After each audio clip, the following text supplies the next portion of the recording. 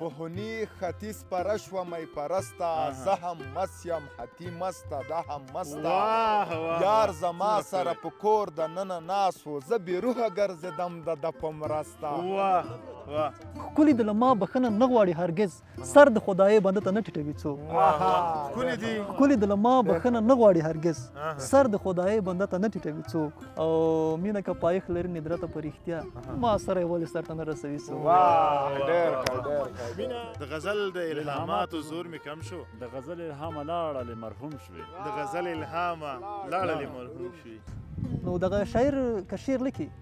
د هغه یوازینی تاثر چې کوم ده هغه د جمالیاتو نه د حسن نه ده که نه حسن ده څه شاعره ده جمال ده څه شاعره ده